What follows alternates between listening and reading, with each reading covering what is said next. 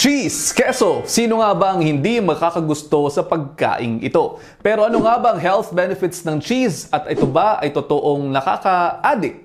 Halika kayo, pag-usapan natin yan.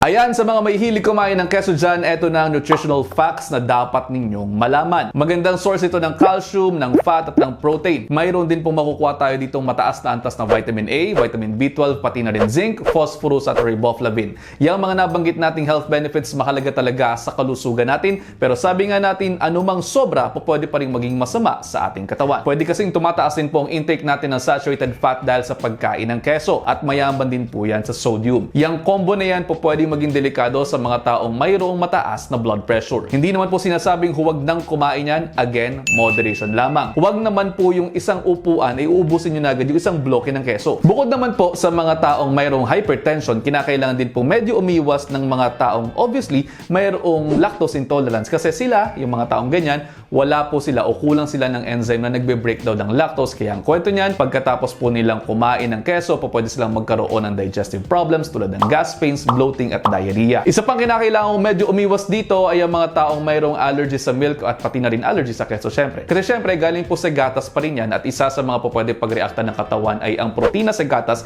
na kung tawagin ay casein. At ito rin nga pala ang casein na ito, medyo ito rin yung tinuturong dahilan ng pagkakaroon ng risk na medyo pwede maging addictive yung keso. Yung casein kasi kapag ka nabe-breakdown yan, nagiging casomorphins. Yung mga casomorphins na yan, pwede po yung mag-cross ng blood-brain barrier at kumabit po yan sa inyong dopamine receptor sa utak. At sa pagkakakabit po dyan sa mga receptors na yan, pwede pong mag-release ang ating utak ng dopamine na nagbibigay ng feelings of pleasure and reward. At dahil dyan, pwede pong mag-trigger yan ng more cravings, ng more cheese, kaya sinasabi na medyo pwedeng kapag ka napaparami talaga ng kain mo nito ay hindi ka talaga magpapapigil. Dito na ngayon papasok ang pagiging aware natin sa ating mga kinakain. Hindi lamang po basta sa keso, kinakailangan din pong aware tayo sa hunger signals at satiety signals ng ating katawan.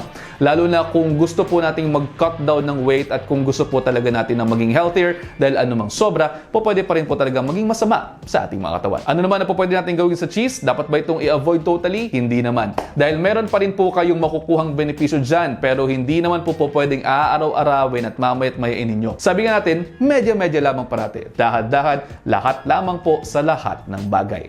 At ayun, sabi ko nga po sa inyo, ayaw na ayaw ko lang naman talagang nagkakasakit kayo. Kaya naman naririto pa rin ako, nagpapaalaala sa inyo. At sa huli, tayo lang din naman talaga ang magtutulong-tulungan. Kaya naman yun lang for now, i-digest nyo muna dahil ang gusto ko ay healthy kayong lahat. See you the next episode. Ingat!